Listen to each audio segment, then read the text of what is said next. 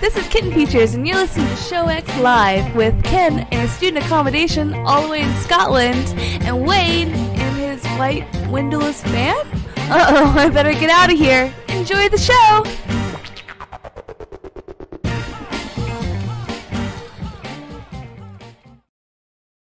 Hello, everybody, and welcome to Show X on VTWProductions.com. You're listening live at 2 p.m. Eastern, 7 p.m. GMT on this Sunday, the 9th of December, 2018. And I will start off the day, and I'll get into as we talk, but boy, am I feeling knackered. We'll see how this goes. But we are joined by, as always, by our good friend Ken. How are you doing today, sir? Hello, I'm not knackered. I'm feeling pretty good. Good. So I'll try and keep the energy up for both of us. Because for me, although it doesn't look it necessarily from my backdrop, this is coming off of a Game Fest weekend. Dun, dun, dun. But normally I would still be in the basement. You'd hear lots of fan noise and people in the background. But because I have now set up my computer such that there's even a separate set of monitors downstairs for me, because I have the ones up here I use. So now all I have to take downstairs really are my headphones, my case, and my keyboard and mouse. Everything else that I need to game all weekend is essentially downstairs already.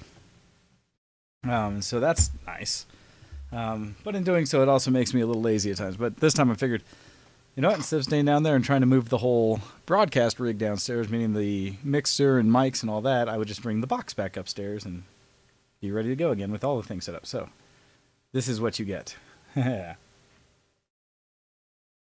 But anyhow, let's go ahead and try to get things started off with, let's see if I can click the right buttons today, a little bit of dysfunctional deviations.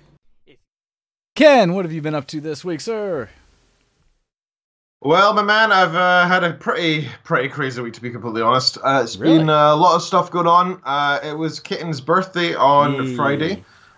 She is 21 again, which is just amazing. So that was good. And we had a heck of a lot of stuff. So first of all, I had my last classes this week, so that was good. So on Wednesday, I did my final. We actually had two exams for my main class this week. One on Monday, one on Wednesday. I felt kind of sorry for them, but I managed to mark both exams within half an hour after they finished. So I managed to send them off down the process for second marking and so on to try and get it back to the students as soon as possible. Oh, good of you. Yeah, I try to be, like, I know what it's like, right? You want to get that back as soon as you possibly can, so I get it. So I did as much as I could, and now I'm just waiting on that coming back before I can send off the grades still. So that's good. It's nice to have the teaching all done and know that I don't have, like, pretty much anything I have to go to uni for anymore. I can do my work from home most days now, which is nice. It's good to be able to work from home at this time of year in between semesters. And it's not been 100% confirmed, but it's looking pretty good that I'm going to be offered a position to do a 2-month job doing research at the university on a small project. Just 2 months. But what that means is that I'd be hopefully allowed an extension to extend my PhD study time by 2 months, so that I could go and do this instead. Now, in reality, you know, I'd be working on my thesis at night, right? I mean, but it gives me extra time to work on my actual PhD, which is kind of also why the position's kind of available, is because my supervisors and such are kind enough to try and organize this for me, which is very good. That's nice. However, I still need to actually have some research output on that side of a new project as well. And it means that I'll be getting paid like a normal person, which is nice, and not a student. So for at least 2 months, I'd feel like a real, you know, a working person, have to do 9 to 5. It'll be a bit weird for a couple months. So that's good news, and well, hopefully that goes through, and hopefully that's actually, it's not just a likely thing, but a definite. So other than that, let's see. Yes, it was Kitten's birthday on Friday, so I had a whole weekend of surprises for her. Nice. So I didn't tell her a thing of what we were going to do. All I said to her was, make sure you have the weekend off. And so Friday morning comes along. I wake her up with a mimosa in bed. She had the day off from work. So I managed to cancel the meeting that I had. So we ended up staying home, which was good. I bring her a mimosa in bed, and she enjoyed that. We got some baked goods from the local bakery, and I heated those up and made them for breakfast. Fun. So it was a nice, delicious breakfast. And then I brought her gifts, which included, they're quite small gifts, a couple of jumpers, one which is a bunch of cats with Christmas hats on. It looks just ridiculous, and that's kind of really the reason. Fun. Yeah, it was good. The other one is another cat-themed jumper, where it's a cat who's an astronaut in space. Nice. So just some normal jumpers, you know. Kate loves that kind of stuff, and she obviously, being her namesake, and she wears that kind of, she loves like comfy clothes, right, to wear in the house. So that's what that's really about. So that was good, and I also got her some Buffy comics because she likes those, and some bath bombs and stuff. And then finally, I handed her an envelope which had an itinerary for most of the weekend. So on the itinerary, it said Friday night we're going out to a Mexican restaurant in Glasgow. Then we're going to this place called the Panther Milk Bar. So this is a secret bar I recently found out about in Glasgow. Now, the reason it's a secret bar is it's not advertised anywhere, and you can't find directions to it. It doesn't exist. Gotcha. Except if you go to a specific bar, it's called Tallock or something, and between the hours of 9 and 11 on a Friday or Saturday, you'll notice that above the fire exit, a neon light for the Panther Milk Bar goes on. And at that point, you can go through the fire door and go into what is normally a storage area, but is now decorated with candles and tiny little wooden stools and tables, and it's so dark in there.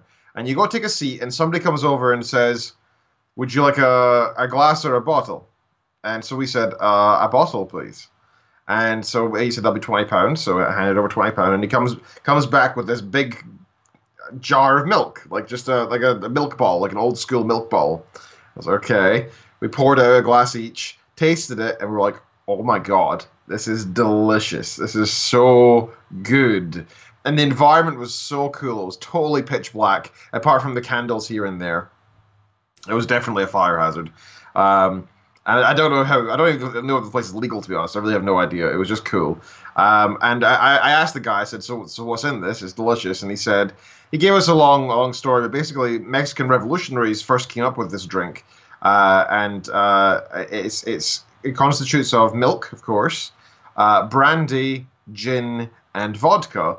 Although traditionally they would also add gunpowder and or weed. So we just had the high amount of booze in it instead. So this is like a liter bottle of milk we got, right? And we're like, okay, that's quite a lot of booze. But it was so tasty, we finished the whole thing in about 20 minutes. Nice. Which was just bad, right? Uh-oh. I mean, one, you shouldn't drink that much milk all at once anyway. But never mind milk laced with a variety of alcoholic drinks. And it tasted very alcoholic, but very good. So we downed that. We then had a reservation at a nearby LGBTQ bar club place that does like events each night and cabaret stuff. Okay. So what they had on that night was a couple of singers called the Aphrodites, who did a bunch of throughout the ages a variety of popular songs done in a sort of vocal duet style, and it was very good. They were very enjoyable. And we actually booked the booth. Well, I booked the booth well in advance and paid a ridiculous amount of money to get a single bottle of vodka. Because basically what happens is that you get a booth to yourself, hidden away, and they reserve a table at the event area for you near the front. And there's a little bell within your booth, so you don't have to go to the bar. You just press the bell, and somebody just shows up almost instantaneously. What can I get you? Wow. And they're actually very good. I mean, even though it was quite extortionate to book the thing, they were very good about what they provided. So, like on the table, there was a little muffin with a candle for Kitten's birthday. There was the bottle of vodka, of course, with ice. And they said, what mixers would you like? And Kitten said she wanted cranberry juice, and I went with some Coke. And they brought back these giant jugs full of mixers so that we have enough for the whole night and more. Oh, nice. We barely got through half of the mixers. We got loads of fruit brought over, like cut up strawberries and raspberries and stuff in champagne glasses, etc. Occasionally there was these like wandering bards almost who would dance for us. And being LGBTQ, it was mostly male characters who would come by and dance for us, and that was enjoyable. In fact, I think what you're supposed to do is tip the person. So I gave him £1 because he had a little jar thing with him. I was like, that's all I have. I can't ask you to dance or anything. Just take that as a tip. And he's like, no, it's fine. I like you guys. And he kept coming back and dancing for us repeatedly, like 4 or 5 times throughout the night. Even though we had no money for him, but he was he must have just enjoyed the fact that we cheered and we clapped for him and stuff, and that was good. Nice. So yeah, that was a lot of fun. And we went down to the club after that. So this specific bar also had a club attached to it. And I'm not going to share screens because I can't be bothered saying all that. But I've got the photo on my phone here of we met an interesting character there at the club. This is now this is not my wife's name. This is a character known as Lexi, and Lexi is owned by another person there.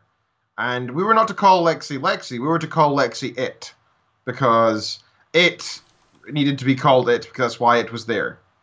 And this is what It looked like. So there's on my phone.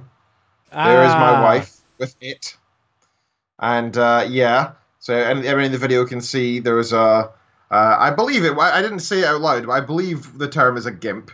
Now, I'm not familiar with this kind of thing. This kind of thing is quite alien to me. So apparently the master got a little bit mad at us for talking directly to it, because it doesn't deserve to be talked to like a human, and we messed up that way, and we asked it to take a picture, and again the master said to us that we're not supposed to do that, which was to ask him. So that was interesting. I've never experienced that before, and you know, unlike many clubs out there, I gotta say, I actually quite enjoyed dancing and stuff there. We had a lot of fun. And it was because since it was an LGBTQ club, it felt less like a mating ritual, which most clubs in Scotland feel like. Like most clubs, if it's a normal heterosexual club, feels like, I don't know, everybody's judging everybody, and they're not actually paying attention to what they're doing with their friends or their group. They're too busy looking around at everybody else, like trying to see if they can dance with them and move in on them, and it feels very, I don't know, aggressive and judgy. But in the LGBT club, it was just so relaxed. Everybody was having a good time. People would come over and compliment us on our dancing and our clothes and stuff, and they were just very nice. And like, nice. I've never experienced that at a club before. And I've been to, you know, like a dozen clubs around Scotland in the past, and usually everybody keeps to themselves, and like I said, it just doesn't feel very friendly. But this was incredibly friendly, and I really wasn't expecting that. So that and that's, as you know, me and my wife as a mostly heterosexual couple. It was quite astounding, and I was quite surprised by how friendly everybody was there. Really enjoyed that. So yeah, that was good fun. We really enjoyed that, and then after that, we had finished at this point a liter of that weird panther milk stuff, and a liter of vodka between us, and all the pre-drinking we did at the hotel. So we were really drunk. Now, not only that, but because, you know, Kitten is you know, half my size. Whenever she would go to the bathroom, I would make a point of filling mine up with lots more vodka so that she didn't feel the need to be pressured into it. And I confessed this to her a day later, and she said, "Oh, I was also filling your glass up with vodka when you went to the toilet." So I was like, "Oh, that explains a lot." Oh boy, because I was really, really drunk. So we had a great time. We went back to the hotel.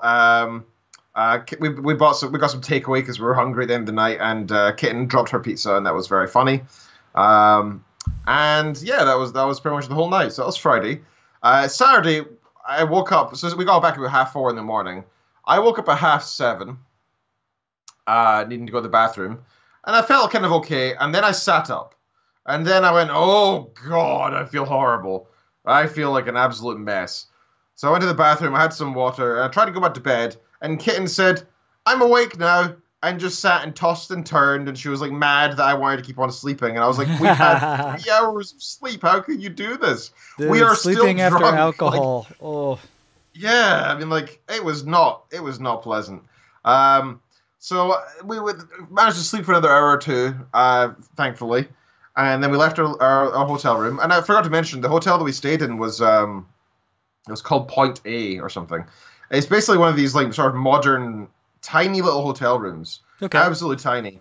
It's just got a bed, no other furniture. But the lighting was really modern, and it was like a little color index dial, and you could tap what color you wanted all the lights in the room to be, which was quite fun for pre-drinking. That was quite enjoyable. It felt like kind of a party zone. And yeah, it was a tiny little place, but it was very, very modern. It was really nice. It was like, we didn't go there for, the fanciness. It was only 3 star or something, but it was really great for our purposes, which is just a place to sleep after drinking too much. Right. Getting change and stuff. And guess how much I paid for the hotel? Sam, I'm very proud of this. I was going to say, I'm hoping nothing in a way. I'm hoping it's almost points or such, but especially if it's just a night like recovery room, then hopefully not too much for a little shoebox. So. Mm-hmm. And I'm not sure what your guys' hotels go for, because I would expect £100 a night is not unheard of for little nothing hotels. That would be in London. That would be normal. If you spend £100, that'd be expected for London. In Edinburgh, Glasgow, you probably get between 60 and 120. It depends which part of the town you stay in. But I managed to get this one for £8.50. So that was really essentially good. For free. Cost more than that. Yeah. I mean, it was fantastic. It's because I had a mix of I'm a gold member with Hotels.com because I travel so much for work, and also because I had some free nights in spare. So I used one of them on that, and it went down to £8. So that was pretty fantastic. Awesome. Yeah, it was cool. And then we went the next day, so that we were all hungover and stuff, and we felt horrible. Went to the Christmas market in Glasgow. And actually, we're a little bit disappointed because I've been pescatarian for about a month and a half, 2 months now, mostly. And I was really looking forward to the Christmas market food because I love bratwurst, I love curry sausage, I love all the German meats and everything. But I sort of realized that the reason I loved all the Christmas market was because it was lots of meat. There's not really much else there. You could buy like a block of cheese or something from like the cheese market stalls, but that's not really what you want when you're hungover, right? I'm not after a block of cheese to take home with me. I'm after something dirty and filling and maybe forget I'm hungover, something like that. So we were quite disappointed. We went around the whole market twice, couldn't find anything we were both wanting, and so we left. We didn't actually get anything from the market other than some gifts and stuff. And so we were walking around Glasgow, kind of like, we need to eat. We can't find anything. And we find a Tim Hortons. And I thought, isn't that the Canadian thing that Wayne and Copy are always going on about that, doesn't exist outside Canada as far as I'm aware? And we were about to go in, but 2 things happened. One, we realized there was a massive queue. And 2, we realized that they only did baked goods and coffee. They didn't do the meals like they apparently do normally. Oh. I've got visitors. Hello, dogs. And so we didn't go to Tim Hortons. We ended up going into this little nearby place that used to be a club, apparently, but now is like an indoor marketplace type thing. Thanks, dear. Where they have like a variety of interesting foods. There's like street food type thing, little stalls inside. And we found this one called Chili and Ginger, and it was an Indian place. And they had 3 things on their menu. And I thought, 3 things? I don't know. And I don't know how I felt about having Indian food. I really was getting in the mood for like Christmas market type food. But I watched them make the food, and I was like, that's all fresh. They're actually making this right in front of us. And it was this beautiful looking curry, and I was like, that looks really nice. And they covered with like 6 different toppings of like coriander and ginger and lime and all these delicious, really tasty looking things. And I was like, I'll have that, please. And I was halfway through eating it, and by the way, it was absolutely amazing. When I realized it was a vegan curry, and I was like, wow, I'm actually enjoying a vegan curry. To me, that sounds like the most like abhorrent thing ever. Like, why would you want to have a vegan curry? What is the point in having a vegan curry? It was amazing, and it's changed my view on food somewhat. And I've been kind of inspired since yesterday to cook, and I really want to go cook now. I want to go buy a bunch of fresh herbs and make my own fantastic vegan lentil curry thing. So it was delicious. So if you next time you ever visit Scotland, Wayne, we want to take you to Glasgow. We want to take you to the Panther Milk Club, and we want to take you for an Indian curry. I say both sound phenomenal. That sounds like a great experience. Amazing. It was awesome. So on Saturday, I told Kitten that wasn't all that was left. We also had another hotel booked, this time in Edinburgh. So we go off to Edinburgh, and we get to our hotel. Now, I spent £8 on the first hotel. This one I'm not going to say the price for. But we stayed at the Edinburgh Grand. This is kind of where the money was. And it was nice. Again, I used my Hotels.com gold status and stuff to get a discount. Got what discounts you could. but yeah. But it was the pricey thing. But it was awesome. It was really pretty room, and we really enjoyed it. And it was very relaxing. Great place to enjoy our hangover. So after a while, I started saying to Kitten, "Oh, we should go see I don't know, the nearby Christmas market or something." And she's like, "Oh, I don't know." I'm like, "No, we really should. We should definitely go in like 15 minutes." And I kept counting down, like, "Oh, maybe in 10 minutes we should leave." And she's like, "Okay, fine." And we go, and she's none the wiser so far of the plan that I have in mind. And I'm like speeding us through like this crowd, and she doesn't really know why I'm speeding so much. And she's like, "Why are you in such a rush?" And I'm like, just want to get there. It's cold." And so we arrive at this light festival place, and we're standing there, and thankfully Kitten says, "Go and get a photo of me here." And I'm like, "Yeah, sure." And I pretend to play with my camera a bit too long, trying to take my time. And finally, Kitten bumps into one of her family friends nearby, and she's like, I'm just going to say a random pseudonym, "Georgia, what are you doing here? That's so weird." And she hugs this family friend, looks at the corner of her eye, and sees her parents, her sisters, and loads of family friends, all just standing nearby, like 15 of us. And they were planning on singing "Happy Birthday," but it didn't work out that way. Instead, Kitten ran over to them and like barged into them and had a big hug. So they flew over secretly from Geneva and elsewhere. That's awesome. To see her birthday. Yeah, so that was the other big secret of the weekend, and I managed to. We managed to plan it correctly so that she had the best time, and it was really awesome. Well, no, I love that because that's a combination of you having an opportunity to kind of do your guys' night and going out and doing things, but then to also make it a weekend of it and get it out for family and everyone. So that's actually really awesome. And then we stayed up late with them and had dinner and stuff, and then we went back to our hotel.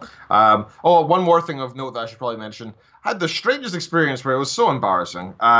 So I was at this. We went to their B&B, where like 15 of the family members were staying or so. So they basically just took out the whole B&B, like 6 different bedrooms between them all. Nice. And so we went to the dining area, and of course there's nobody else in the whole thing because they looked at the whole thing. And we ordered in some Indian curries and stuff again. And as we're getting all the tables ready, we decided to put them in a vertical row so there's enough space for us all to sit. And we're moving all these tables, and they're basically just these like perfectly square tables. They're wooden, and they've got like a little glass cover on top. And we're all moving them into this vertical position. And I very lightly move one in, and I'm like, okay, it's in the right place. I'm just going to maneuver it slightly to the left or whatever, just to make it line up properly. I honestly tap it. I didn't use any strength. I wasn't like using my torso. It was just like my hands, just moving it very slightly, and then it explodes. And I'm not even kidding. Like, glass went across the whole room, like 15 meters. It just went with the loudest noise. So basically, the way it worked was there's a table on each side, and when I was maneuvering it, clearly there was too much tension on the glass in the middle. Just by the slightest movement, I placed it in too deep, I guess, and it just absolutely exploded under the pressure. And everybody just goes silent and looks at me, and like somebody goes, "What did you do?" And I'm like, "I'm sorry, I barely touched it. I don't know what happened." So thankfully, our family knew the owners, like personally, and I don't know what happened in the end, but I assume it all worked out okay. I wasn't there today to find out what happened afterwards. We took forever to clean up all the glass, and I offered to pay for it and everything. So, but I felt horrible. I felt so bad just actually destroying furniture. But it was just so strange, like glass just everywhere, like a true explosion. It was just crazy. So that was the majority of my week, and that's all I really want to share. Next week I've got I've actually got 2 different staff night outs next week, so that'll be fun. And then that's pretty much me till Christmas with meeting wise. So I'm looking forward to getting that all over and done with. So, sir, what have you been up to? Oh golly, recovering is what I am doing. Now, I hosted the Game Fest weekend this weekend, and I don't know if I have much to say that's not geek cred. There are a few things from last week that we didn't get to since we had the wonderful Octail join us. I do want to start off today, though, without singing it, because I don't think my body will let me, saying happy birthday to my Faja, because it is his birthday today.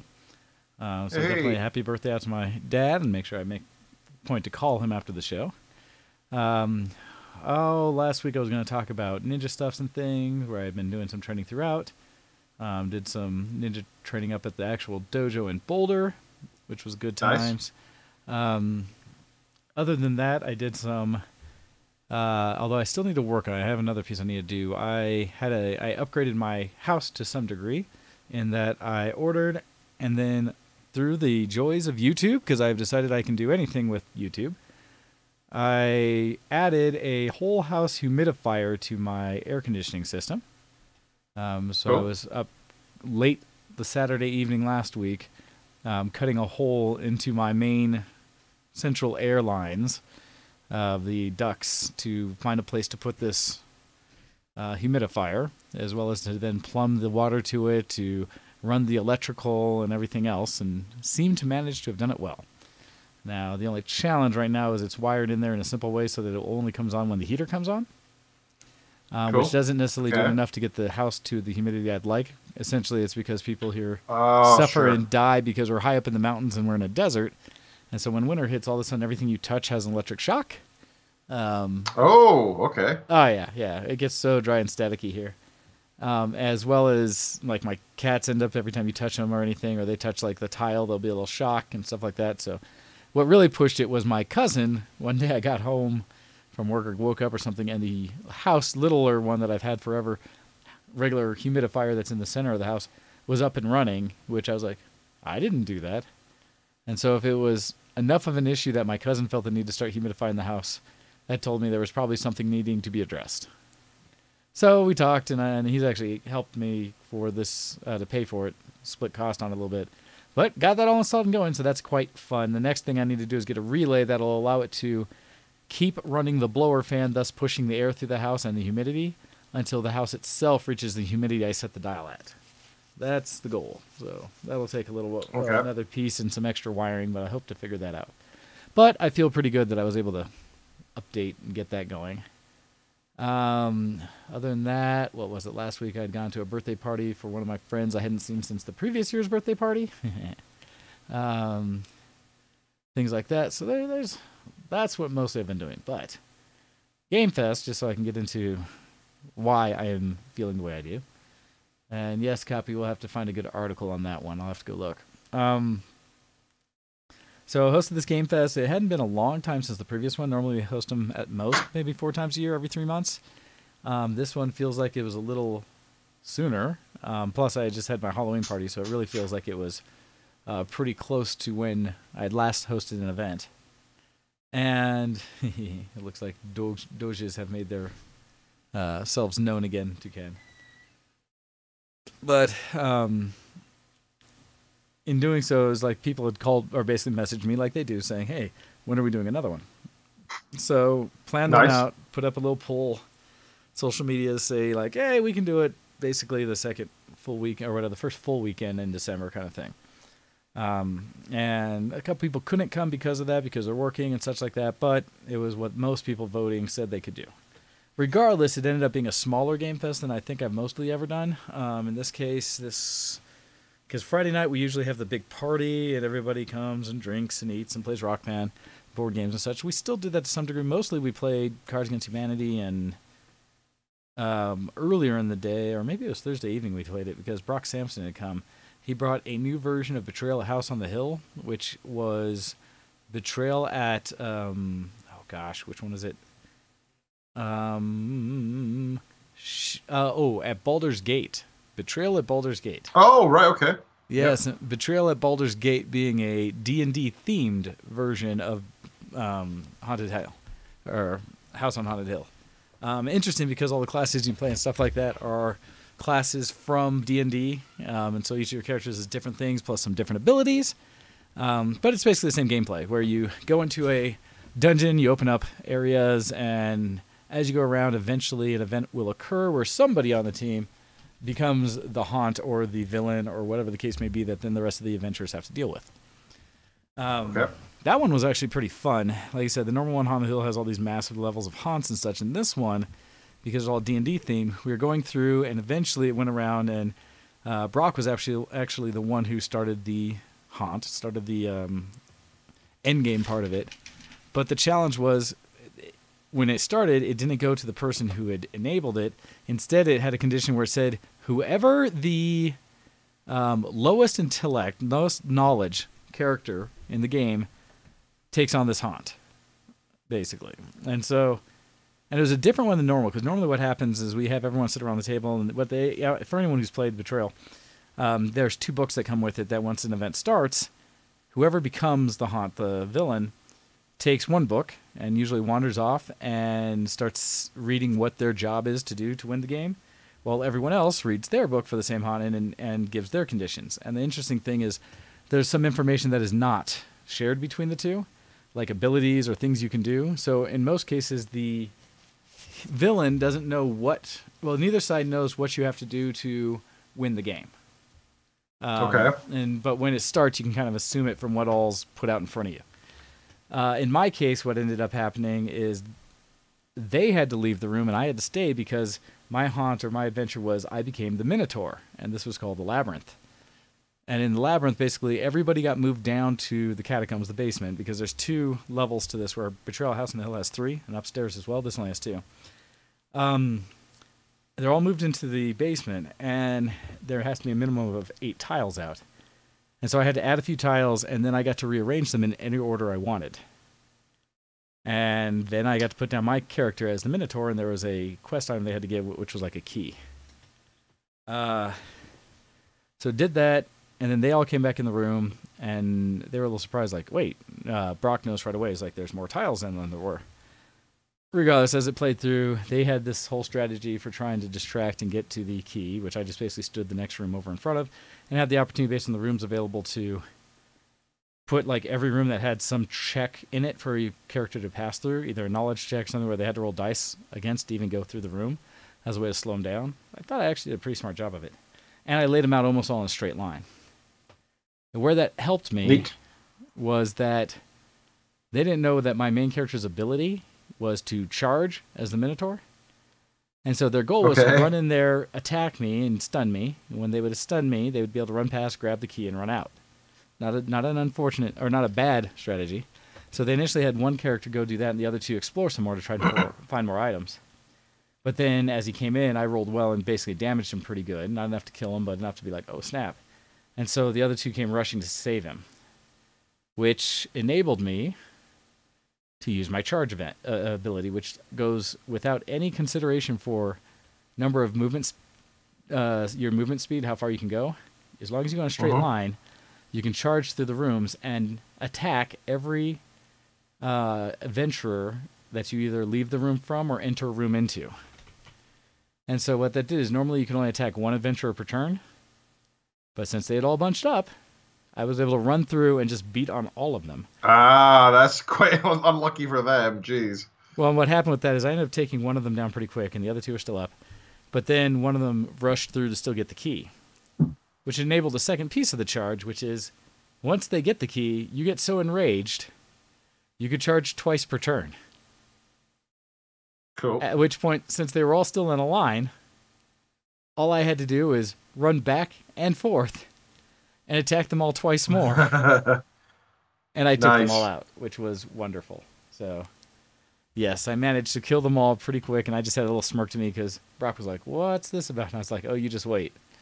But yeah, so I won. That was fun. Beyond that, nice. And admittedly, I feel myself flagging here a little bit, but we did the normal thing where Friday kind of people over to hang out and stuff. Again, not as many people as we normally have. A lot of people were busy this weekend. Totally cool. And I actually heard response from most everyone who attended that they appreciated how small this Game Fest was. That it felt like they were able to just play their games with people and not have as many distractions and fun, so they enjoyed it a lot. Yeah, there's a benefit to both ways, right? I mean, it makes sense. Yeah, whereas for me, I'm used to having a massive number of people, so I'm used to running around hosting. This time I actually got to participate in game a little more. It was fun. That's good. Where things went awry, for me, was that El Campo decided to help the team out.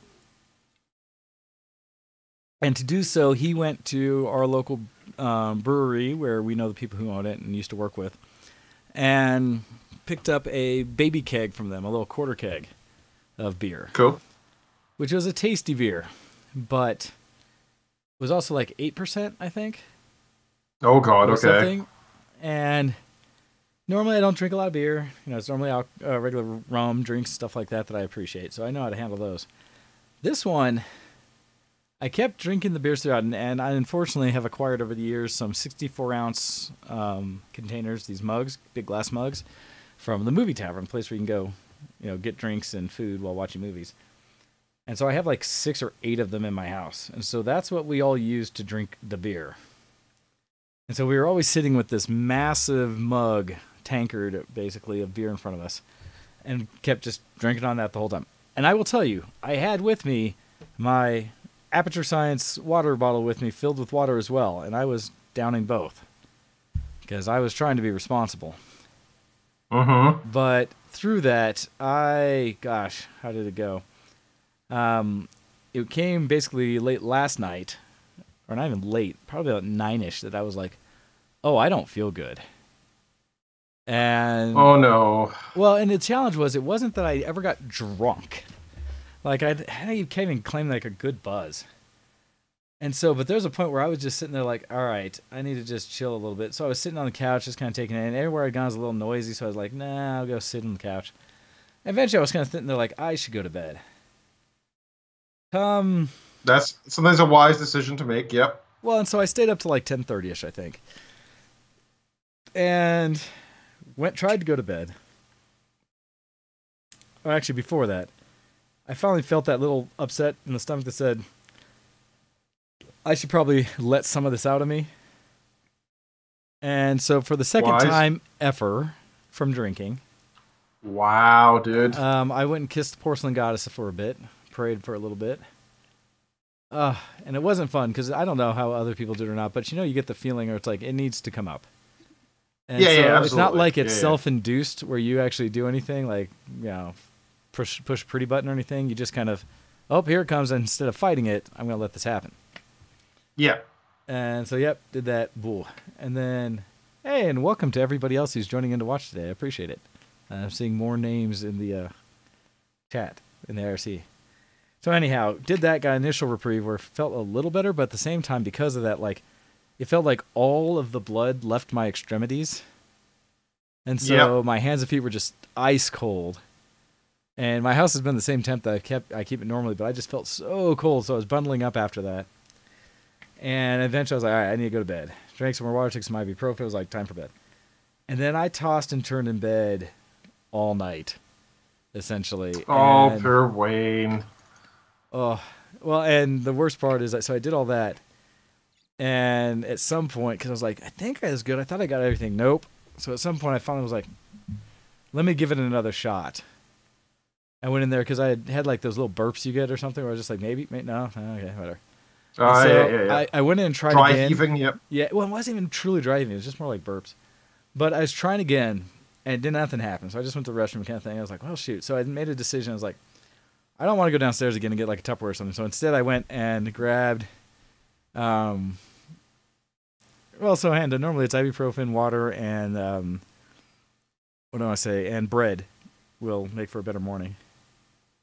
But, yeah, bread helps absorb it, so you absorb the alcohol more slowly, right? Well, all of that together, because ibuprofen just keeps you more from the headache the next day. Yeah. But yeah, I probably should have taken aspirin. I just didn't know if I had any.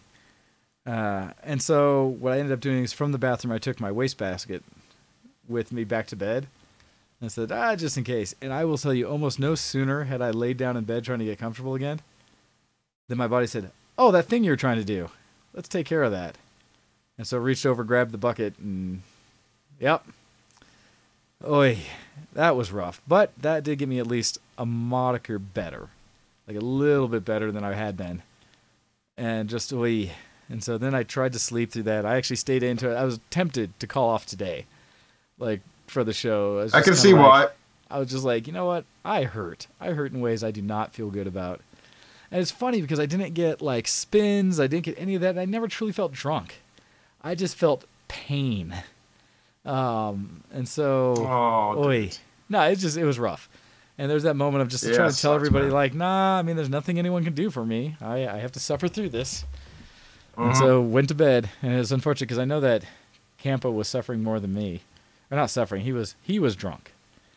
No question. And I heard from folks today that when he came back to retrieve his equipment, when his daughter brought him back today, that he just came, got his stuff, and was like, I'm out. I'm going home. So we consumed far too much alcohol. Like you said, normally I should just stick to liquor, because that I can understand, get a little buzz and be like, hey, cool. Yeah, I get you, man. I'm the same.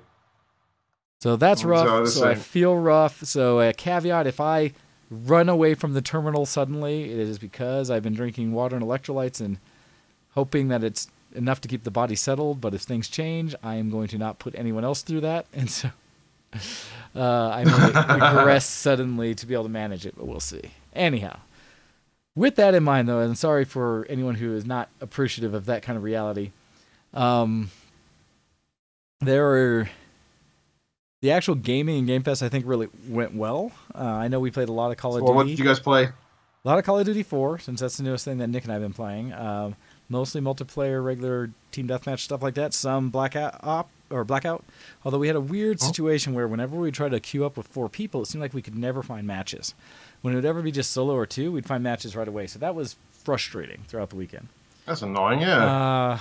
And I don't know if it's a Blizzard thing. I have always run into issues with LAN parties, and I've never heard an answer for this yet, where if you get too many Blizzard accounts active at one time from one IP, at least in my experience, and I've not found true evidence of this on reading anything, but every time I host a LAN party, they start freaking out. The servers start disconnecting, because we had a group of 3 playing Diablo 3 the whole time. We played a little bit of Overwatch, and we were playing some Call of Duty, and at some point we were all just getting disconnects. But you could jump on any other game, and it was fine. And so that's where it was like, okay, shoot. Thank you, Hando. I will have to keep that in mind. Oy. And I don't know if I actually had aspirin. I'll have to make sure I put that in. Oh, is Hando giving his tips? Well, he's telling me that ibuprofen with alcohol causes liver damage. So I was going to say, we don't tend to use aspirin at all in the UK, like ever. The blood thinning aspect just sounds too scary, I think, to most people. We tend to use just ibuprofen or paracetamol. Well, I tend to use ibuprofen for most things, but no, I'll keep that in mind. Like I said, I have to. It is rare that I'm in a situation like this. This is like the second time in my life that wanting to take ibuprofen after drinking or something. So, just as a heads up, it's not like this is a regular thing. I truly do not get hangovers and drunk like this almost ever, even at Game Fests. This was unique in the sense that I'm not used to drinking beer the whole time, and whatever reason, this just crushed me. I'm assuming the 8% didn't help. But yeah, so got through that. But no, other gaming-wise, we had, like I said, a lot of Diablo 3 the whole weekend with that group. Didn't get any RTSs in this time, but I played a minute of WoW, just because I was trying to finish out. I think I might have finally finished out Duskwallow Marsh, so I could be done there. Okay. Because I know I finished out Thousand Needles. I think I finished out Duskwallow, and I'm trying to figure out where I go next. And it might be to Outland. We'll see. It's either Outland. Tell us about the lore that you explored there, because I don't really know anything about the sort of cataclysm point of lore. Well, so most of the stuff there didn't really lend me to much good lore. You know, the Dragonkin and stuff that are out there running around. That there was a little bit of. It's like the entire Alliance side of it's been corruption. That people are, or whatever entities are corrupting nature and what's nice and good about the world. Because honestly, I still haven't had any, or not any, but much mention of Deathwing or anything like that. And so, and I wonder if that's just because I wasn't aware and stuff like that. Because people talk about Cataclysm, there's actually a lot of story elements I got from the goblins and such, where the goblins and the gnomes, I think both, are doing some levels of researching what happened and how it affected the world. But they're doing it strictly from, like, this is what we observe in this area, not talking to what caused it and what, things like that. They're talking about, like, this happened and we're studying it, and now we think this is what's happening to these creatures and stuff like that. So I haven't really found anything that's been like, oh, there we go. So I need to get back into some more of the lore elements. In fact, I just finished reading my book, the Beginning Dragon Aspect ones, where the whole story was from Warcraft, but story was... was it? I'm not gonna get the dragon names, but it starts with K. Kazahad or something like that. Zarak wants to free Alexstrasza? Yeah, Alexstrasza, and at the same time, Deathwing's trying to manipulate the exact same thing, but not to actually take out Alexstrasza, but to steal all of her eggs and to start his own clutch, essentially.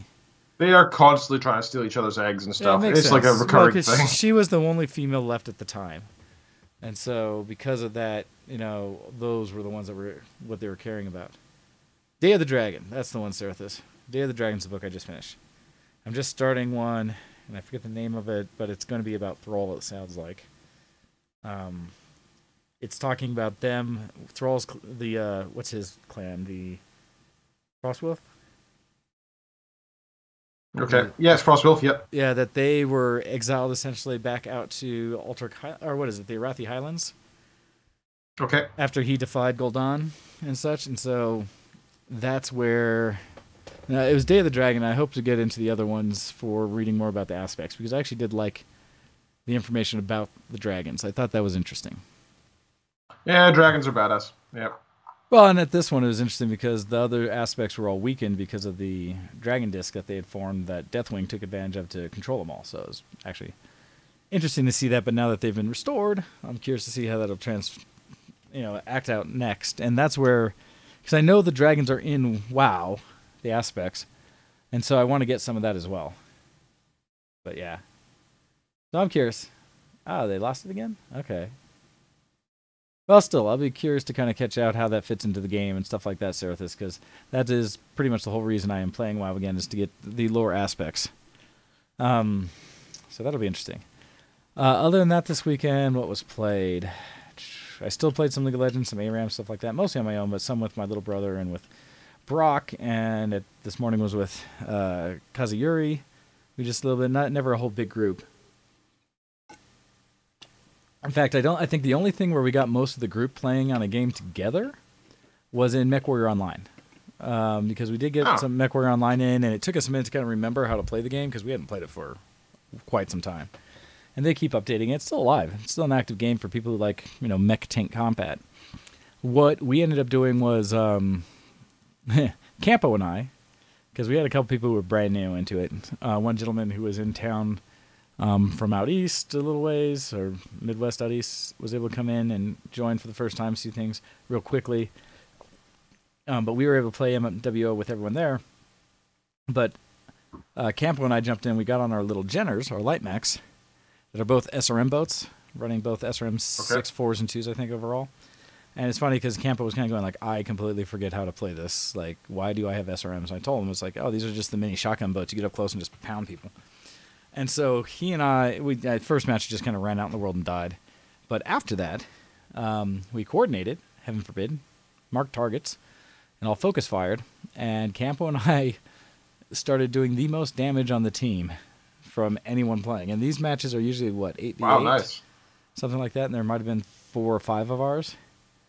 Yeah. Oh, yeah, so that was the other thing that, as Legend Tinker in the IRC saying that he and his wife were, or the two of them were playing Champions of Norath throughout, which is a console that they're playing it, a console game that was based on EverQuest. And so it's a dungeon crawl one like that. It was really cool because it's co-op, and so they're able to play together running through, and that was actually fun to watch because you don't get much of that anymore.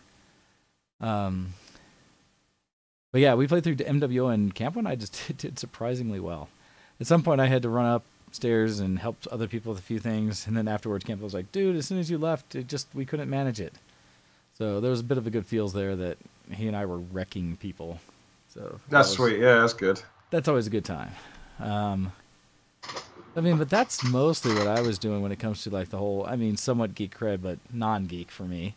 I'm sure there's more stories from Game Fest that aren't necessarily just mine of what people were doing, having fun. We did play a little bit of Rock Band, although much shorter time from the normal.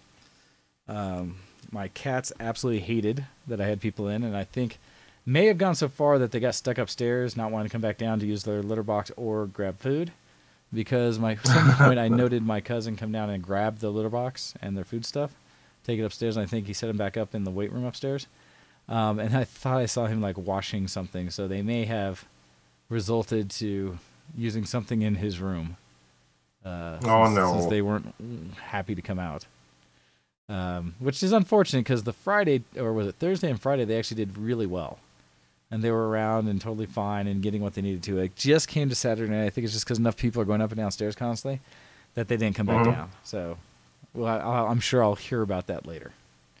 But yeah, that's my non-geek. I have some other geek cred to go into after that.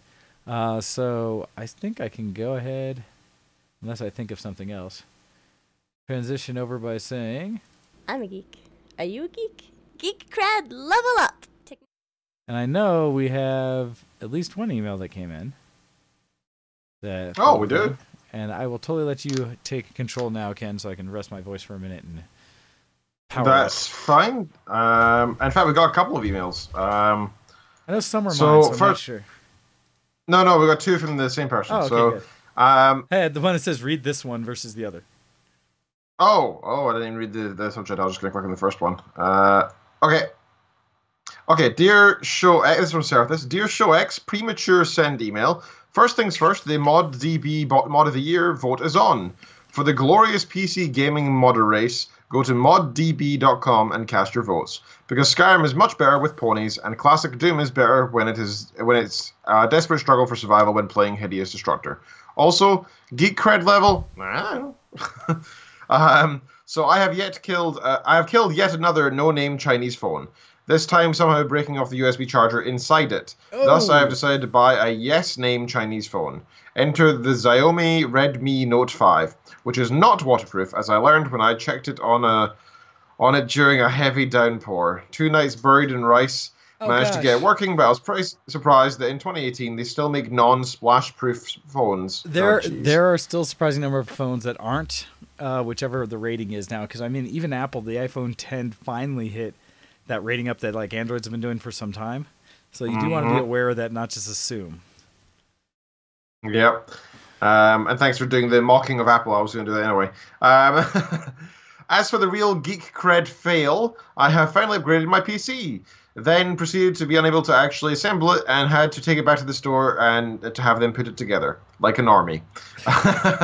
There are just too many cables and tiny little jumpers that I kept cutting myself with the sharp little edges inside the cage.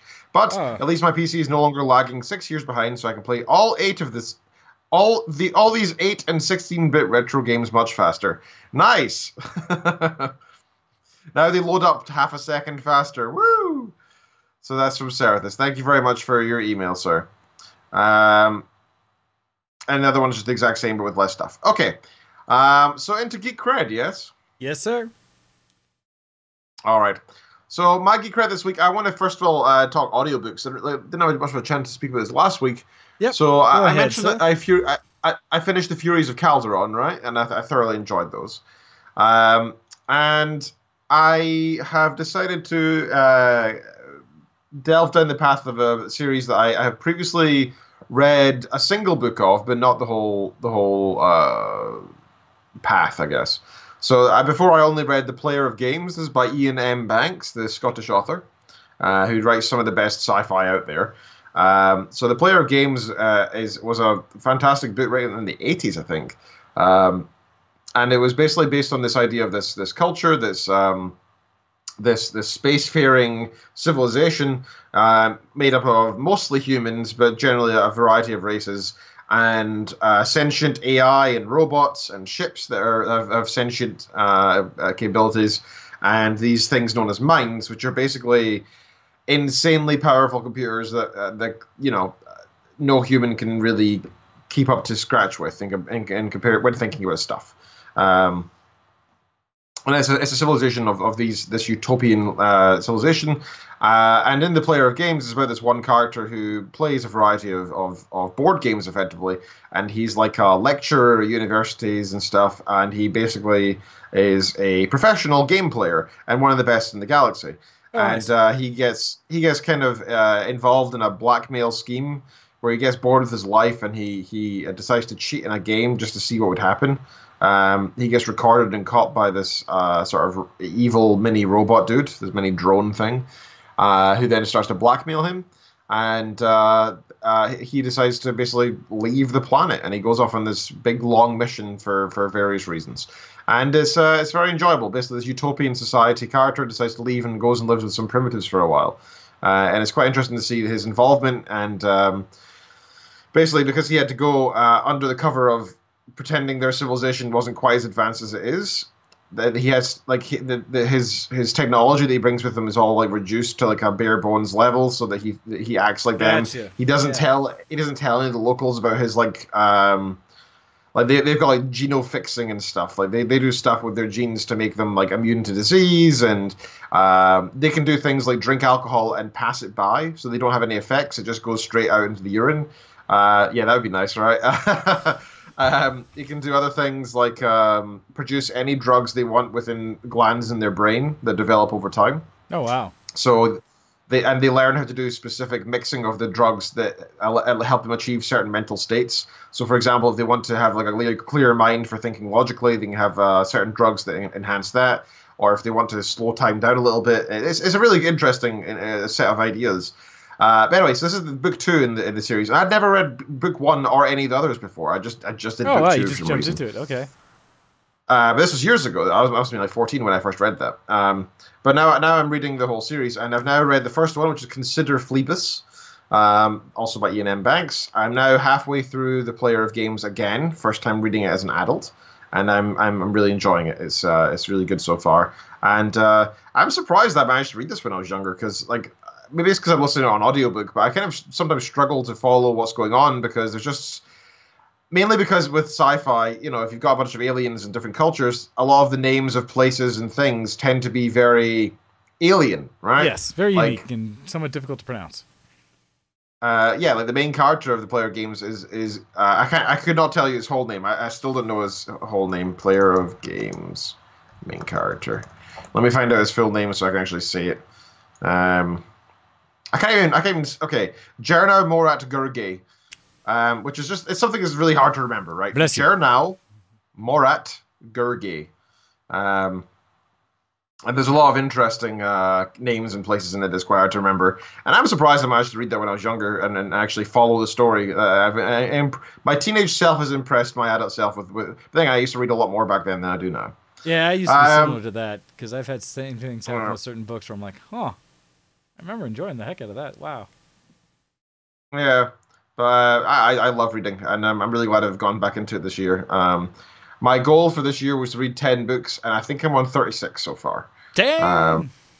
So it's good, and I'm hoping to get another 2 done this month. That'd be nice. So we'll see what happens. And plus I've got my flights to Vegas, so I imagine I'll probably get through a couple then as well. Other than that, I played a little bit of Factorio with Hando earlier on Thursday, and that was good fun. We've got this multiplayer server we're playing on. Everybody's welcome to join us. If you want the details, get in touch. I'm happy to share them. I think there's a maximum of 4 or 5 people that can play on the server at once.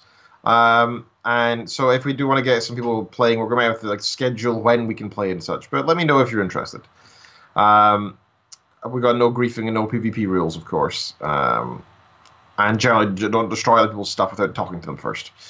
What else? I think that's most of my geek cred, to be honest. So, other than that, what have you been up to, sir? Well, with that, actually, we're up on a break, so we're going to go ahead and take a musical break.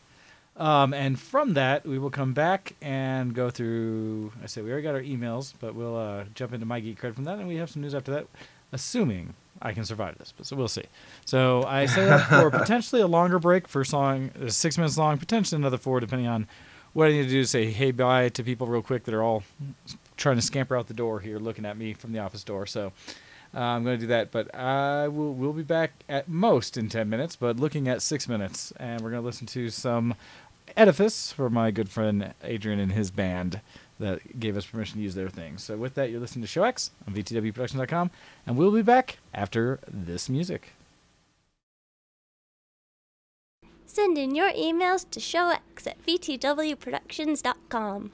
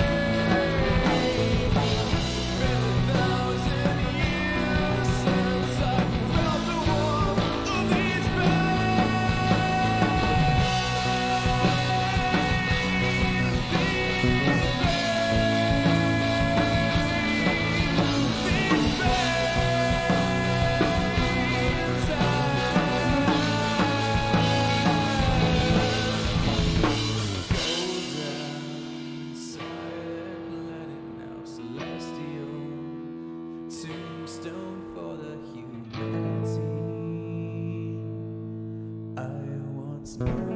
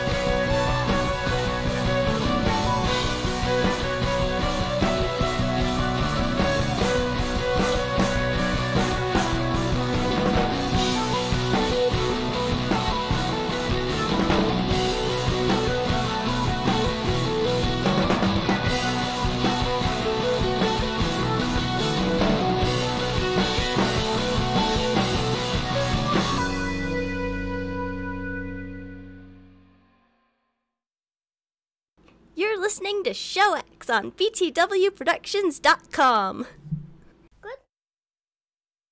Hello, everybody, and welcome back. Yeah, it's always interesting when I hit the stop if it hits just in time. Right? But, let's see, what did I want to get into next? First thing first, I wanted to say shout out to people who have, in the last week, followed us on Twitch here for our show. It is going to be for Vargan, for, was it Niederdur, and for Earthweaver. Thank you all for your subscriptions. We appreciate it very much so. So thank you for that. All right. As we continue in with Geek Cred, for me this time, I think the only thing I really wanted to bring up for my Geek Cred, well, two things. Okay. So I started trying to build out my new NAS solution because I'd had one of my hard drives disappear for a minute off my server for photography, right? Ooh, all the photos that I have of people. that's scary. Yeah, there are a couple things with that. One, I've switched online backup services where now I've been using, what is the Backblaze for backup, another one that has unlimited. I have a lot of files to have out there. And the challenge is when I went up there, because I was afraid I may have to actually enable the backup, I went looking for the drive that was all the photos, and I could only find like a handful of them on there. So I have a concern there. But I'm thinking that if I actually build up a NAS solution, I'll be able to redo how that setup works and try to start over and see if it catches all the files or not. So I'm a little concerned there that I don't actually have everyone's information backed up right now. Oh, crap. Yep. So that's part of what's kicking me in the tail to do this. And so I bought a Supermicro Dual Xeon server a few months back and had been holding on to that. And then I had picked up a Hitachi-based drive cage that holds 15 drives that are 3.5 inch through, I forget what the connection is, but the really wide SAS connection that you do between machines. Same thing that fiber cards connect into, so I forget the name of that connection. No idea. They're the real long connectors at the back of servers. So I got those all together, and I finally said, screw it, I need to buy some hard drives so I can start building up this NAS so I have something that's both backed up online as well as has some fault protection locally, so that I can keep track of everyone's videos and photos and stuff and not worry about them dying as much. So I ended up spending far too much money on Amazon to pick up the necessary drives. So I picked up 4 SSDs for the server itself. Nice things like his SSD prices have gotten to nothing by comparison.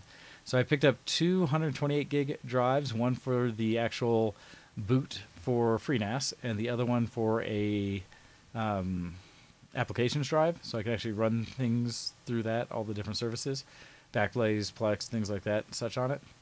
And then 250 gig drives I'm running in RAID 0 to be a cache drive, to be able to be an intermediate between the storage and everything I'm going to do with the actual big drives. Okay, sure. Yeah, just to speed things up, and I'm hoping that'll also help when I do edits for photos and videos, because I right now put all the files to rest on the server and then edit on my computer here. So I'm doing all my edits and stuff via the network.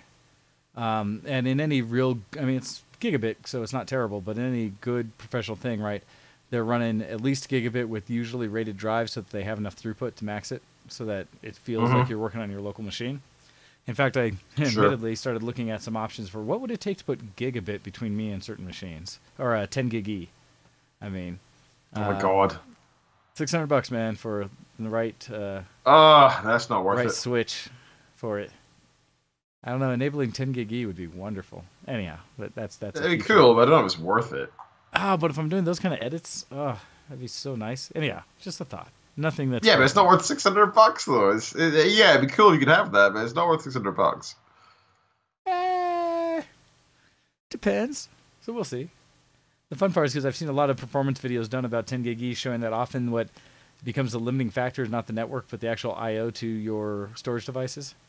That the only way you can truly knock it out is to do it through having like rated NVMe drives to actually get enough throughput to be able to use 10 gig E properly. I think really 10 gig E gives you enough headroom for multiple people to be doing stuff at once. I remember a couple of years ago, I brought my old laptop to uni, and I plugged it in directly into this fantastic server I had a chance to play with, and it had a gigabit per second, right? And I was like, damn, I want to play with this. And I was like, oh, that's weird. I'm only getting like 100 megabits, like meg per second or so. Why is that? I said to the engineer, and he said, that's how fast your hard drive can go. And I was like, oh, right. So I was trying to load Steam games, right? And I was like, oh, I thought it'd be like instantaneous. And he's like, well, you can only go as fast as your computer can do, man. Yep.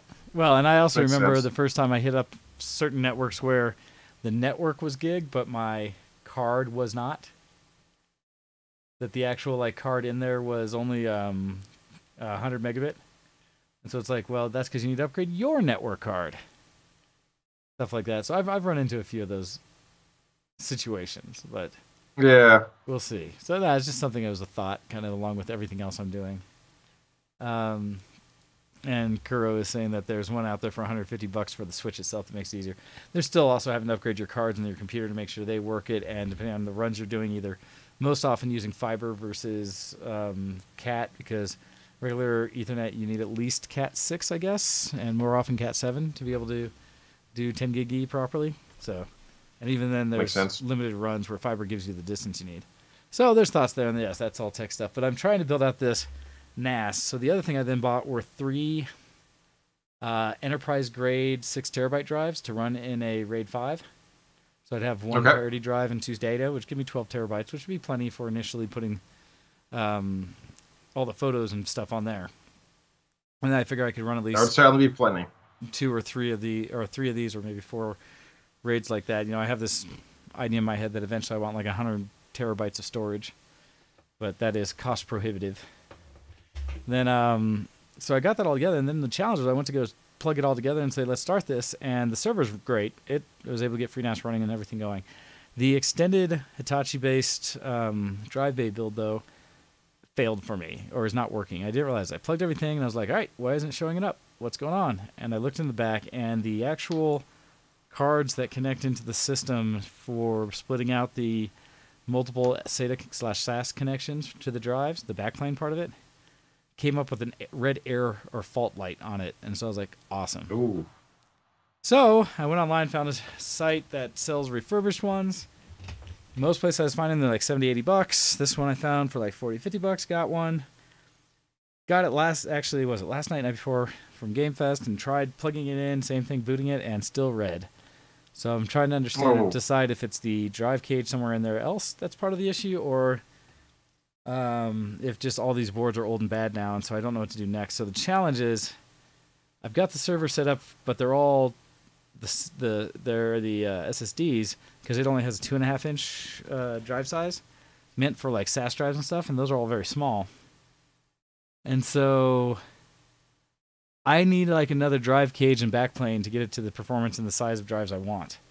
And I don't know if this Hitachi I found will actually work or not. And admittedly, when you find these things for real, they cost upwards of $1,000 often for managed backplanes that hold multiple drives.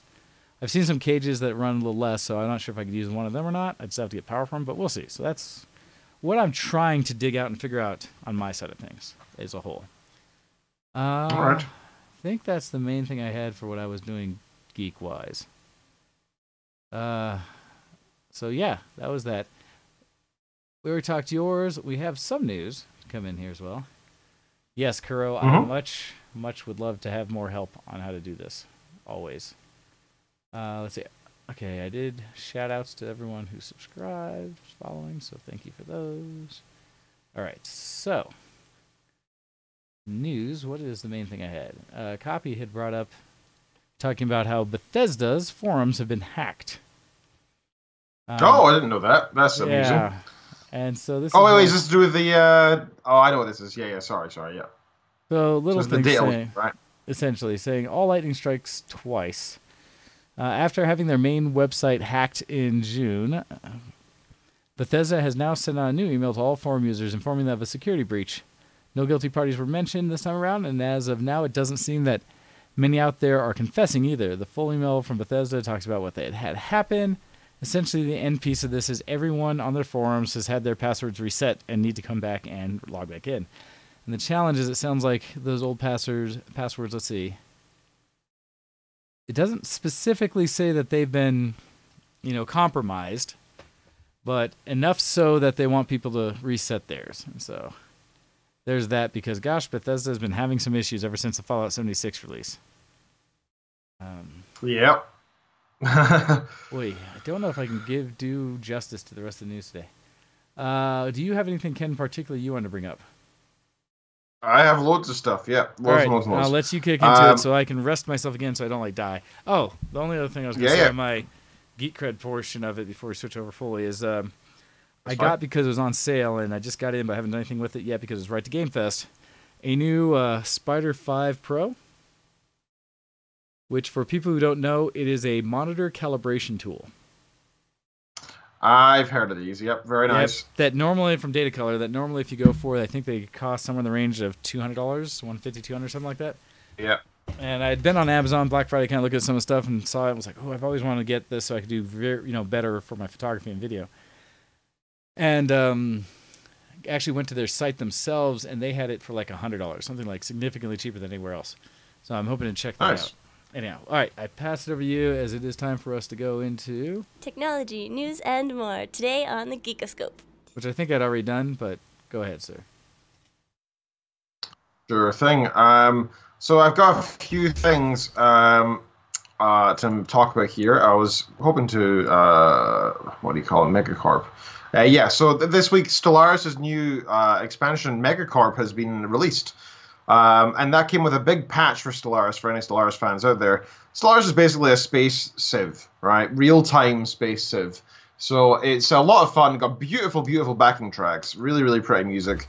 The game is quite pretty in itself as well. And there's a lot of... it feels a different experience each time. You can play multiplayer or single player, but just like Civ, it's not really worth playing multiplayer unless you've got a good 3 years to spare. It's good fun. It's a really, really fantastic game. And I personally have a lot of hours in... maybe not too many, actually. Let me see. Stellaris. I've got about 200 hours into that game. Oh, nice. So the new expansion came out this week, which is called Megacorp. And the tag it says here is, usher in an era of prosperity and profit on the galactic scale. In this economy-focused expansion, you become the CEO of a powerful corporate empire to expand operations across the stars. And with this came a giant patch, which is partly to prepare the game for all this new currency type stuff now in the game, but it's also completely changed how the game's mechanics work, really. It's a very base level. So you can have, for example, multiple planets or a single planet. Just think like in Civ, you can have like one major city and go the tradition sort of route. You can do a similar thing in Stellaris, where you have maybe a couple of star systems and you really focus on building those. It's called building tall, right? You really want to make those ones really powerful rather than spreading out and getting as many territories as possible. So there's the advantages to both. But the way that this new patch has changed everything means that the base understanding of what resources are important, what they're used for, has really kind of changed drastically. And it's quite odd. There's now a marketplace, so you can actually buy and sell certain things, even without the expansion, I found, because I don't have the expansion myself. So, for example, you have too many energy credits, which are used as your sort of, energy. You can sell those on to get more minerals, for example. There's a new material known as alloys, which are used for shipbuilding, whereas previously minerals were used for everything. So now minerals are for buildings, but alloys are for shipbuilding and for defensive platforms that you place, basically watchtower type things on the edge of your territory. And there's some more luxury materials that are of use, and they have their own mechanics as well, etc. And it has changed how the game functions. Previously, there was, for example, you really wanted to just be just like in Civ. You were really wanting to focus on science and then do war stuff at the end. That was kind of how the game was focused. But now there's actually the ability to focus entirely on the economy, really, and do economic battles with people. So you can like cut them out of their economy, you can screw them over, or if you go to war, you can do cool things like only attack the planets and decimate them with orbital bombardments when they are mainly food-producing planets, and then watch the rest of their empire starve. And that's pretty cool. This is the kind of stuff that's available in the game. And it's pretty neat that it's not just a single system to win anymore. It makes the game a bit more interesting, a bit more fun. So anybody who's interested in DLC, in sci-fi games and something that's a bit like Civ, I would recommend Stellaris. I wouldn't recommend the expansions. Generally speaking, the base game itself is pretty fantastic. You don't need much more than that just now. I'd say check that out. It's pretty cheap, and the Christmas sales are coming up soon as well. So I'd recommend picking that one up. Next up, I want to talk about God of War has won the Game of the Year game at the Game Awards, which is not particularly surprising to me because God of War has been talked about non-stop by all the people who have the ability to play it, and I've been very jealous of people who have this game because it looks very, very pretty and very fun. So that's pretty cool. Subnautica, for those who don't know, is actually completely free right now on the Epic Store. So this is another publisher trying to have their own storefront, their own distribution service. This is the only one. The only reason I threw it out there for people to at least say it is not that they have a lot of games I care about, and there's got a lot of overlap that's opening up now, but they do have Unreal Tournament, the new one, on their engine, which is free, and so I tell people just for that game, if nothing else. I've not yet got this. I already own Subnautica, so I don't feel the need to actually install this yet. I already have it on Steam, and it is a bit more expensive there. So I haven't gone out my way to purchase this or to download the software. But if anyone who is not, Subnautica is basically a base building type game, but unlike many out there, this is underwater and really requires a high-end computer. It's very, very pretty. It's completely single player as well, which is a little annoying. And I don't believe it's procedurally driven. I think it is the same starting zone each time, although I could be. I quite like it. I think I put about 20 hours into it, and it's one of those games I want to get back to one day, but I don't feel like a massive urge to. Partly because it's not multiplayer. I would rather play a survival game multiplayer because that really enhances it for me. The new pirate MMO by Ark has been getting some news recently. PC Gamer said it was like EVE Online meets Ark Survival Evolved, and it's a new pirate-based MMO. So Studio Wildcard, the creator of survival game poster child Ark Survival Evolved, is making a pirate-themed sandbox MMO where you can capture and govern entire islands, build and sail galleons, and then fight in massive sea battles against other players. It's EVE Online mashed with Ark, and it's releasing on Steam Early Access on December 13th for $30. Atlas was announced live on stage at the Game Awards, but the author of this article on PC Gamer says that they got the chance to visit Studio Wildcard earlier in the month and experience first. They took everything that they loved about Ark and put it into the largest game world ever for an action-based MMO. So the guy said they watched an explosive fleet battle that ended when the last enemy player accidentally loosed a fire arrow at his own feet and burned to death. It's then... we built, there's a quote from them that says, "We built some new technology that stitches together a world that's 1,200 times the size of a single Ark server." So they must have some sort of, they must have some kind of phase technology or prioritized loading-based technology, so that you're not, loading that much at once. As you walk, it'll load. It looks quite pretty, actually, and I'm pretty interested. Atlas won't only have one PvP and one PvE server for each major region. Sorry, it will only have one PvP and one PvE server for each major region, so players won't be arbitrarily segregated across hundreds of identical servers like in World of Warcraft, which is, by the way, one of the worst things with WoW right now for me. Atlas's simulation of life aboard a ship is about as authentic as it gets while still being fun. Similarly to Sea of Thieves, Atlas finds joy in emulating the little tasks that make a ship actually sail. Players can personally man cannons, unfurl or turn sails, or patch holes in their ship.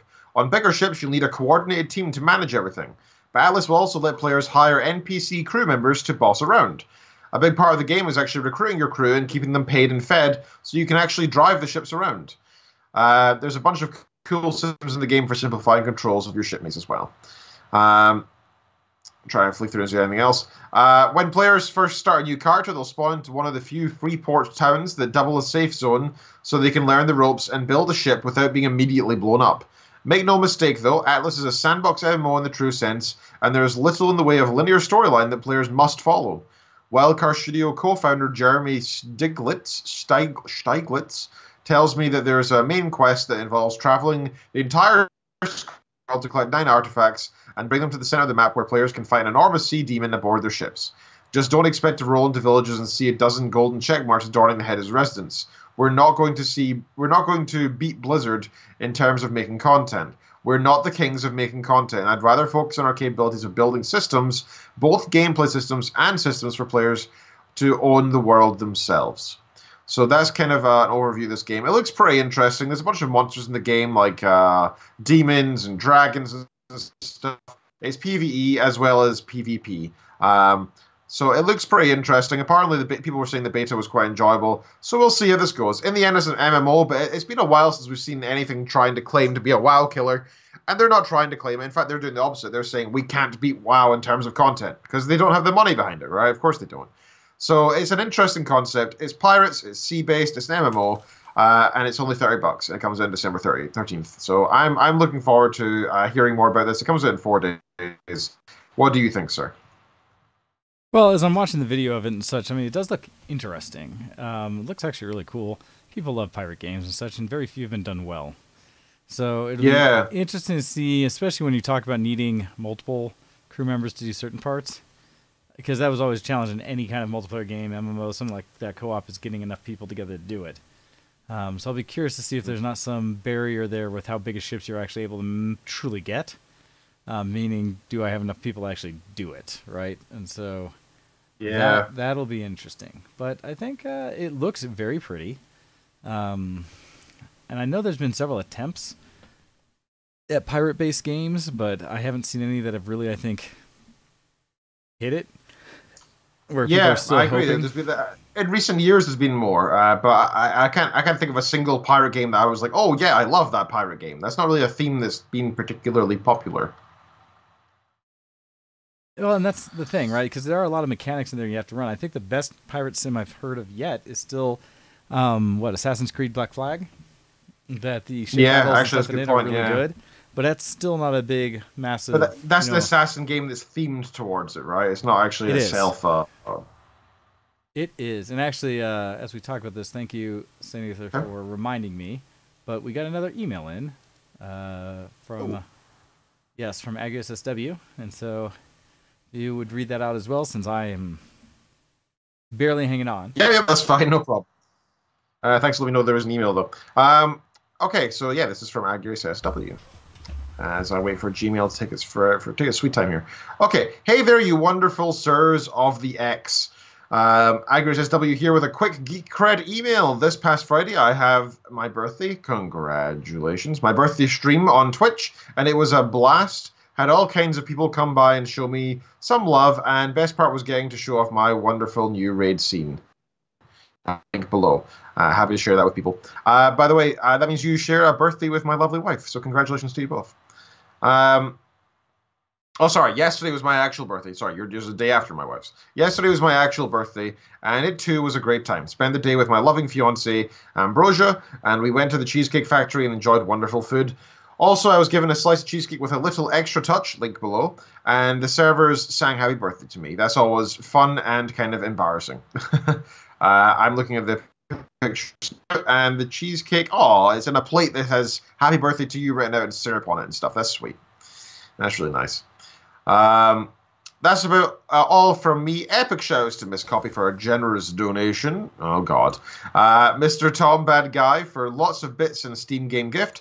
Mooning Menace for dropping tons of bits on me. To all the other wonderful people who helped make my stream extra fun. And as always, to my loving fiancée, Ambrosia Hartnett, for being by my side for my birthday. Agrius SW, level 20, Human Paladin, Guild Silverwings, Moonguard US. The Paladin and husband-to-be of Ambrosia Hartnett. Outstanding. Always happy to see, actually, community getting together and support each other, so that's very cool. That's awesome. Yeah, that's a good point. Well said, Wayne. All right, so I've got some more news I'd like to share. And by the way, if everybody's interested in the Atlas MMO, please tell us what your thoughts are. I'd love to hear more about that, because my interest is piqued. Also, it's like talking topic here. I looked into Destiny 2 because I know we got it for free, and I had it installed, and I was like, I'm kind of interested to look at this game, because I thought, I like the idea of a modern MMO. I'd like to play something that has the feeling of WoW, but with more modern elements, maybe as a shooter with a Halo-like feel. Sounds pretty cool. And I watched a quick gameplay video, and as soon as I saw there's only like 3 or 4 abilities on your taskbar, I was like, I'm not interested. That's not my game. not into it straight away because I don't want to play a game that I only have 4 things to do. I just don't. I don't want to do that. I like playing. I like playing games where I have a bunch of classes which each have like dozens of abilities. That's fun to me. Path of Exile is something that I'm holding off playing because I know I'm going to enjoy the heck out of that for its crazy talent tree, etc. That's what I want. I want a customization. I want the ability to try different specs out on a class. I want that kind of thing. I really want that customization and the options of how to play.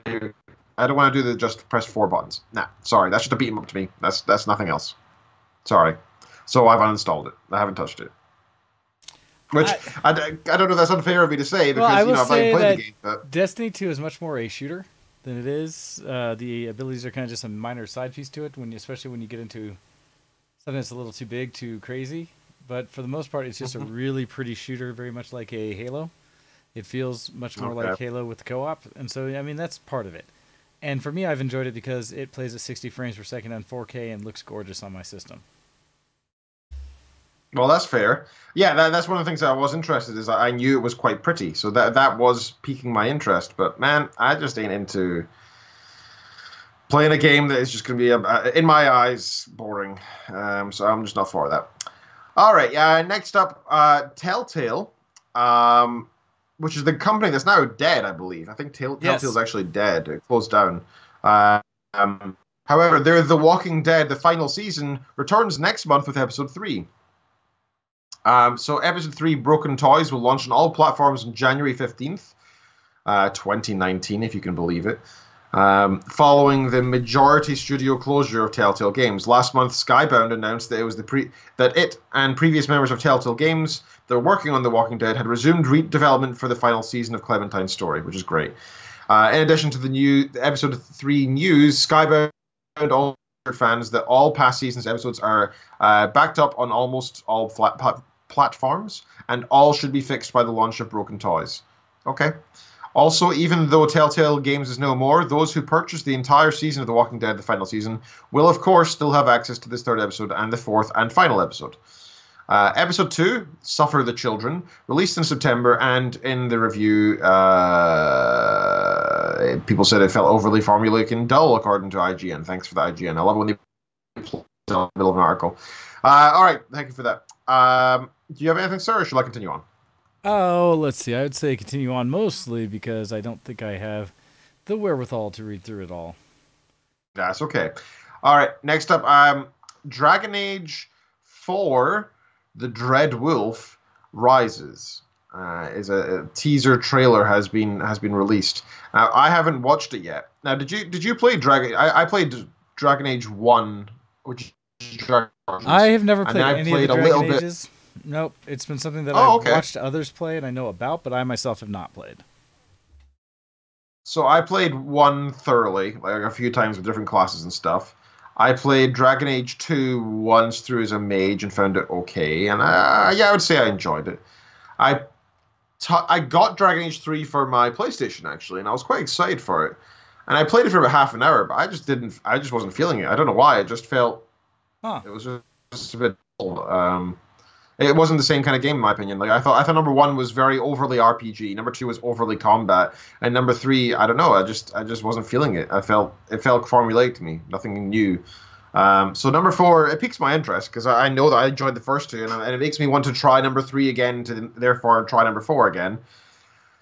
But we will see. We will see. I don't know if I'm going to bother or not. But anybody out there have any Dragon Age fans out there? Do you guys want to say your piece? Are you interested? Cop says Dragon Oranges. Haven't heard that name in a long while. Yeah, they've not been really doing much recently. But I don't think number 3 was that. I know number 2 was kind of looked down upon by most people as sort of like overly combat and not very RPG. And I felt that as well when I played it, though I still liked it, though. I think the best thing with the Dragon Age series is, one, you play as different classes, which are quite distinct. And then you can sort of specialize within those classes. So if you want to be a mage, you can, for example, become a spirit mage or a bull mage or a life mage, that kind of stuff. So really, really distinct talent trees and the very distinct roles that you play with those talent trees. Or you can play as a Templar, for example, so you become either a tank or a sort of badass warrior type person. And I think you can also play as a rogue type character. and a few others. And you also choose your race on top of that, so you can be like an elf, a wood elf, a dwarf, or a human, and based on your class and your race, your starting area was and stuff as well. So it was pretty fun, and I know this sounds almost like an MMO the way I'm describing it, and it kind of felt that way in some ways. It was in a good way. But Dragon Age was really fun. The story is really impressive in Dragon Age. I really like the lore behind it.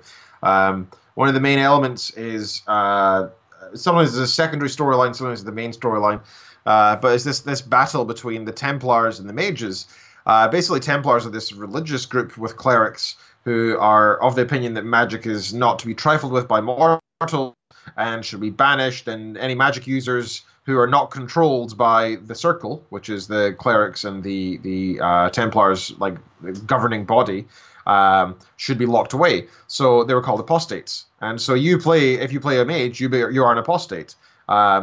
Or you can play as kind of like a mage who's part of the Circle or whatever, and it's got these different interesting political alliances and stuff. And I love that sort of theme of holiness versus magic. Just pretty cool. And you can see both, like in any good storytelling, it's not clear cut who's right and who's wrong, because both clearly have magic abilities, and they're clearly there's clearly some sort of blessing going on by the holiness there. So there could be an argument that maybe there is some kind of god and they are following the right path and such. And they keep saying things like magic is too dangerous in the hands of mortals. And it often is. You'll find people like finding out about blood magic, which is completely illegal in any circumstance. And they start using, like, cutting themselves and cutting other people to try and use their blood as a magic source and doing evil things with it. And there's also, if you don't contain your own magic, you open, like, a port. You basically, when you take magic from this, like, external plane, and if you don't know how to control that by a certain age, a demon can travel through from the magic plane and take possession of your body, and you turn into a giant demon. So magic is genuinely very, very dangerous. So the Templars have a good and the clerics do have good reason for wanting to stop people using magic. At the same time, there's a lot of magic users who do great things, and they've saved many lives and use their power for good only, and they heal people, and they battle the main enemies of the land and such. But some of them are under the thumb of the Templars and stuff, and some are not. There's also some really interesting characters in the story who are like Witch in the Woods type characters. Like, they have their own little hut in the middle there, and they're really powerful magic users who've been alive for centuries. And you find them during the storyline, and you can befriend them, or you can sleep with them, or you can become their enemy, or whatever. Lots of interesting stuff. And the relationships are actually very good in Dragon Age as well. So, for example, you can make your character homosexual, heterosexual, interracial in terms of going between, dwarf, elf, human relations and such. I think you can sleep with multiple characters and the likes as well. Depending on how close you become with certain people, it actually gives you buffs to your little party. So if you sleep with a Templar, they might go the extra length to try and help you out, and you get some extra bonuses in the party, which is cool. And there's also an economy system in the game and such as well, so it does have the RPG feel of you need to go and buy new weapons, upgrade, and all this stuff, right? So Dragon Age is really fun, and it is a fantastic series. I'm excited for number 4. I don't know if anybody else is. Hubby says, I've never touched any of them, probably because the only consoles I own are made by Nintendo. I believe they do. I think all their games so far have been for PC as well. Let me find out. Yeah, they've all been on PC that I'm aware of. They are. So Dragon Age, let's look at the ratings as well. So Dragon Age Oranges, aka Origins, I've got 96% on Google Review, 9 out of 10 on Steam, and 91% on Metacritic. So it was very highly rated. It came out in 2009, so it's a bit dated now. It's almost 10 years old.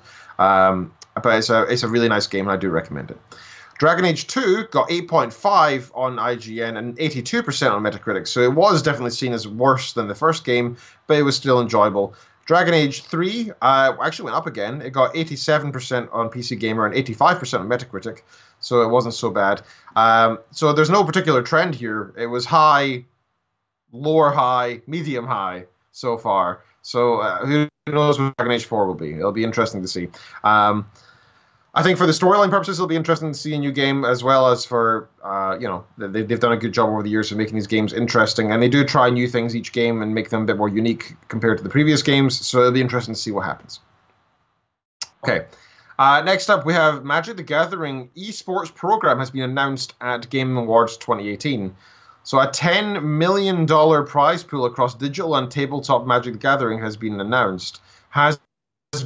Wizards of the Coast announced a new esports program for Magic the Gathering at the Game Awards. This program, which is coming in 2019, includes a $10 million prize pool across digital and tabletop Magic contests, with a $1 million Mythic Invitational at PAX East 2019.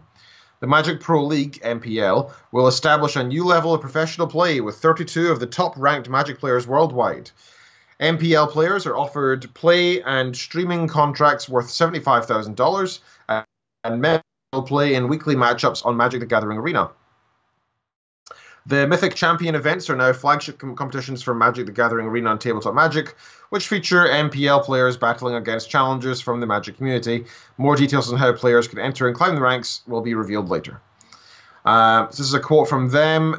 Today is an extremely important day for Magic the Gathering as we announce our commitment to esports and our Magic players by evolving our tournament structure to include a $10 million prize pool.